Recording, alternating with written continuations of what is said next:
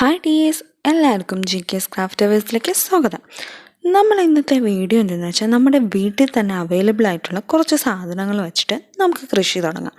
അതിലാദ്യത്തേത് number 1 എന്ന് പറയുന്നത് നമ്മുടെ ചില്ലി സീഡ്സ് ആണ്. നമ്മുടെ വീട്ടിൽ നമ്മൾ കാശ്മീരി മുളക്, സാദാ മുളക്, അങ്ങനെ പല ടൈപ്പ് മുളകും അവൈലബിൾ ആണ്.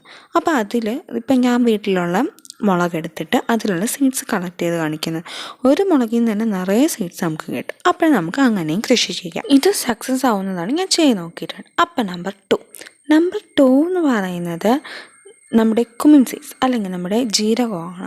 ജീരകം നമുക്ക് 2 ടൈപ്പ് ജീരകമുണ്ട്, പെരുംജീരകമുണ്ട്, സാദാ ജീരകമുണ്ട്. സാദാ ജീരകം നട്ടുപിടിപ്പിക്കുന്നതാണ് കുറച്ചും കൂടെ നല്ലത്. നിങ്ങളുടെ വീട്ടിൽ അവൈലബിൾ ആയിട്ടുള്ളത് വെച്ച് ചെയ്യുക. അപ്പം നമ്പർ 3 എന്തെന്ന് പറയുന്നത് നമ്മുടെ വീട്ടിൽ അവൈലബിൾ ആയിട്ടുള്ള ചെറുപയറാണ്. ചെറുപയർ നല്ല പ്രോട്ടീൻ റിച്ചുമാണ്. പ്രത്യേകിച്ച് ഇത് മുളപ്പിച്ച് കഴിക്കുന്നത് കുറച്ചും കൂടെ നല്ലതാണ്. ഇത് നട്ടാൽ നന്നായി റിസൾട്ട് കിട്ടുന്നതുമാണ്. ഞാൻ ചെയ്ത് നോക്കിയിട്ടുണ്ട്. അപ്പം നമ്മുടെ നമ്പർ 4 എന്ന് പറയുന്നത് നമ്മുടെ ഉള്ളിയോ അല്ലെങ്കിൽ വെളുത്തുള്ളിയാണോ. വെളുത്തുള്ളി നമുക്ക് സാധാ ഇരിക്കുന്ന ആ ഓരോ ഇത് വെച്ചിട്ട് മാത്രമേ നടാൻ പറ്റുള്ളൂ. ഉള്ളിയാണെങ്കിൽ നമുക്ക് അതിൻ്റെ മുകളിലത്തെ ആ റൂട്ട് ഭാഗം വെച്ച് കട്ട് ചെയ്തിട്ട് നട്ടാൽ പുതുതായിട്ട് പൊടിച്ച് കിട്ടുന്നതാണ്. ഉള്ളി അത്ര റിസൾട്ട് കിട്ടില്ല, ഗാർലിക് റിസൾട്ട് കിട്ടും.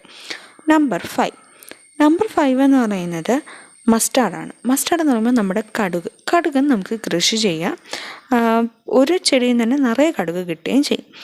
നമ്പർ 6 എന്ന് പറയുന്നത് നമ്മുടെ വീട്ടിൽ തന്നെ കിട്ടുന്ന ടർമറിക് അല്ലെങ്കിൽ ജിഞ്ചറാണ്.